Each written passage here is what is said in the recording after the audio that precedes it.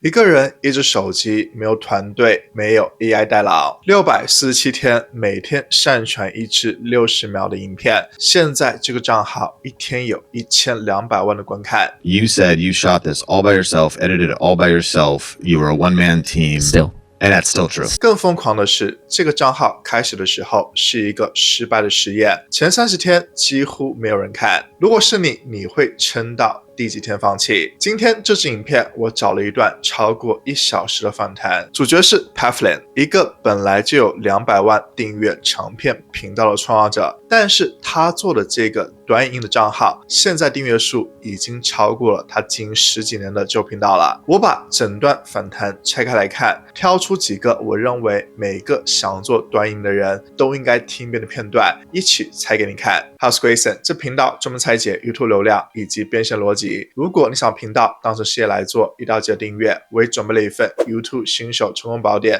你可以在留言区去免费领取。好，我们开始。先说这个账号是怎么开始的。Pavlin 已经有一个经营多年的宝可梦长片的频道，但是他想做一个实验，每天开一包宝可梦卡，拍成短影片，连续60天。他刻意不把这个账号连接到他的旧频道里面，甚至不露脸。前30天发生了什么事呢？30 days into the 60-day experiment, I wasn't getting very many views. Normally, I would have given up by then because I'm like, oh, this is not working. But the whole goal, again, wasn't views or subscriber counts. It was to count uploads. 注意这句话，目标是上传次数，不是观看数。这不是一句鼓励的话，这是一个操作逻辑。YouTube 不会因为你拍的用心就推你，它需要足够多的样本才能够判断这个账号该被推送到谁的面前。30支影片就是30笔测试数据，少于这个量，演算法根本还在观望，你却已经想删影片了。接下来这一段更加关键。35 rolls around.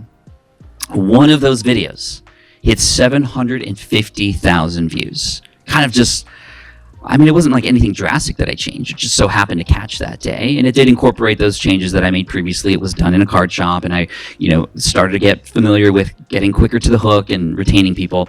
750,000 views. All those previous videos all started to climb as well. Because a person would find that new one, and then they'd go back and find the older one. 注意，不是这支影片突然变强了，是前面34天的累积的数据，加上它不断优化开场节奏，刚好在那一刻被演算法判定值得推。更重要的是，这一支影片爆了之后，前面那些没有人看的旧片也跟着被往上拉了。翻译成白话文就这样，你前面那些观看数很差的影片不是浪费，是在向 YouTube 证明你是谁。如果只是每天上传，为什么有人撑了30天还是没有起色呢？ Pavlin 自己讲得很直接，真正的差别是在这里的。 The other thing that was really helpful in this case versus the other experiments that I tried on TikTok and Reels and Facebook is that I had a format that was repeatable.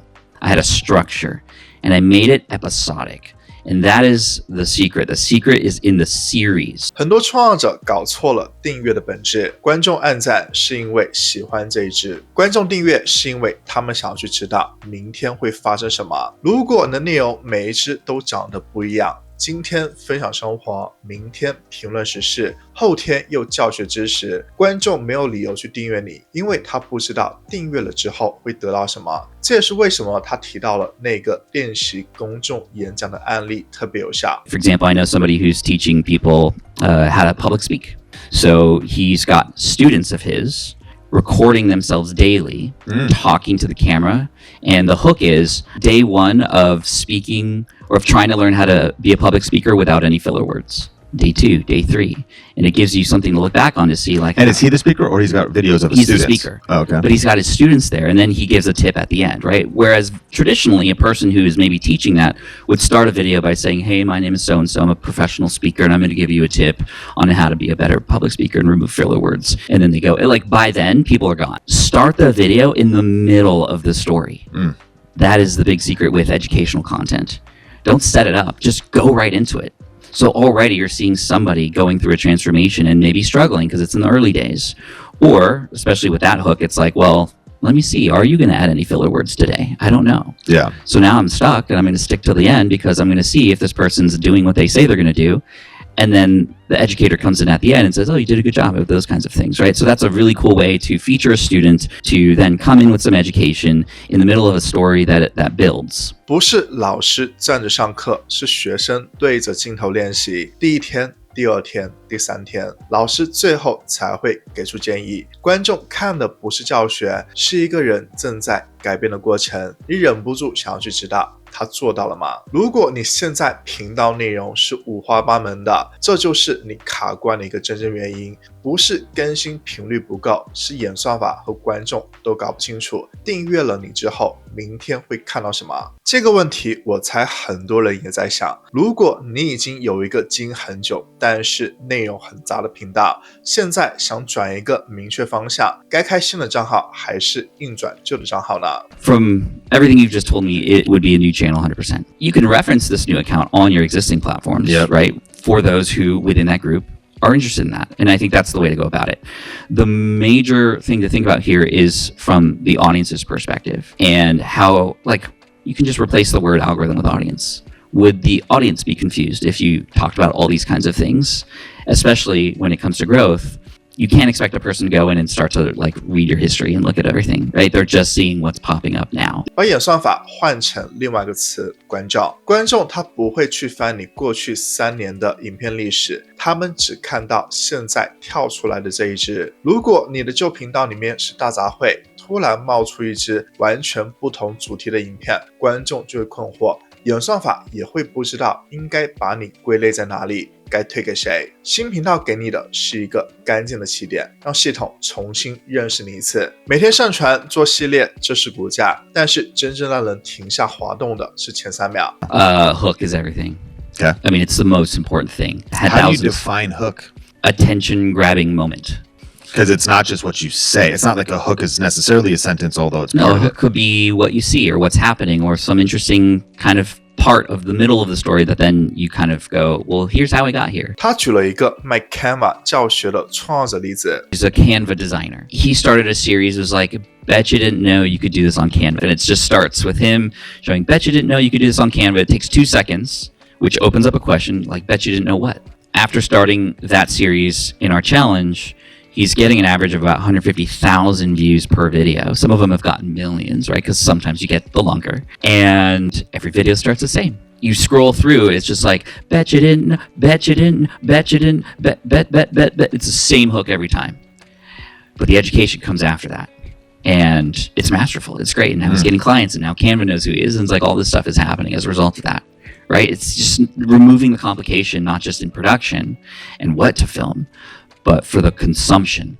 It's easy to know what's coming. 同一句开场重复了几十次，单支影片平均10万的观看量，听起来很无聊，对吗？同一句话讲了几十遍，但是这正是重点。观众要的不是每次都惊喜，是每次都认得出来，这就是内容。重复不是偷懒，是在建立一个可以被辨识的讯号。接下来的这一段，我觉得是大部分人都是最容易忽略的。先问你一个问题，你觉得做短影音最容易犯的错误是什么呢？ What's the biggest mistake most people make that's killing their views on short form content? Paying attention to the views too early. You think, oh, I'm a failure. This is never going to work. You have to stick with it. You have to give it time. This is why a 30 to 60 day experiment works really, really well, because it doesn't matter what happens to the views. You keep going, because that is what you can control. You can control the uploads. You can't often control how those uploads get seen or perceived or how the algorithm treats them, right? And if you base your success on something that you cannot control, I mean, that's not a great place to be. Right? So you can control how much you upload and then give yourself a chance at least to get to the point at which you can then assess whether you want to keep going or not, because you've stuck with it for that many days. And like I said, day 35 is when things took off for me. So just get started, get out of your own way. And the other thing is over perfecting and trying to make it look really nice. Yeah. Right? It's like, I need the best camera. I need the perfect editing. I need like some of the stuff that goes most viral and sees the most discovery or is just the most raw. 两个错误刚好是反过来的两种人，一种人发了几支没人看就放弃了，因为他在用结果评估自己，但是观看数不是你能够控制的东西，你能够控制的只有上传。另一种人刚好是相反的，迟迟不发片，因为设备不够好，剪辑不够完美。但是 Pavlin 接下来举的例子刚好戳破了这迷思。Pavlin 在拍片的时候呢，镜头几乎是全程对着自己的手的，包括他那个天生比较短的拇指。一开始有观众就在底下嘲笑，他并没有回避。The camera is really close to my hands, right? Because I'm opening these packs, which means you can see my fingers. Yeah. And I have very weird, strange looking thumbs. In the beginning days of this video series, people started making fun of them. They're like, oh, this guy's thumbs are nasty, puke emoji. And I was like, oh, like wanting to hide, right? But I was like, you know what? I want to embrace this because this is me. Like, great, you're pointing out something that's uniquely me. I'm gonna lean into that. Yeah. So I literally call them out one day and I say, yeah, I know I got nasty thumbs. They're kind of like Diglett thumbs. Diglett is a Pokemon that kind of looks like my thumbs. Okay. Fast forward to today, when I go to a card convention, I am signing Diglett cards all day long. 他把一个原本想藏起来的东西变成了别人记得他的理由。访谈里还提到了另外一个案例，一个人辞职去学帆船，第一支影片画质很普通。Job at a tire company, he quit. And his first video was like, I'm quitting my job. I hate this life. I'm going to cash out my 401k and I'm going to buy a sailboat. I don't even know how to sail. And I'm just going to sail to Hawaii. He did that. And he had the whole world watching. He gained 2 million followers in a week. Yeah. Cross-platform. But his videos weren't perfectly produced. Sure. Whether you're kicking rocks or literally having a life-changing moment, that could all be captured in short form. 你不需要等到设备够好，剪辑够完美才开始，故事的本身够真实，观众是感受得到的。把这几件事串起来看，背后其实是同一条逻辑。演算法不是在等你拍出一支完美的影片，它是在等足够多的数据，让它有信心去把你推出去。系列化会让观众有理由订阅，固定的钩子让演算法还有观众都能够快速的辨识你。真实感是让人留下来的最后一块拼图。如果你现在卡在了频道方向不清楚，不知道怎么去把自己的内容变成一个观众会持续回来看的系列，那这几个逻辑回去你可以先检查一遍。但就算你前面讲的这些都搞懂了，内容、系列、钩子都准备好了，短片上传也是要注意的，里面有很多关键的步骤，会直接影响到演算法愿不愿意推荐你。9000人都在犯，而且完全自己不知道。你可以现在就点击这部影片去观看正确的短片上传流程，对你非常重要。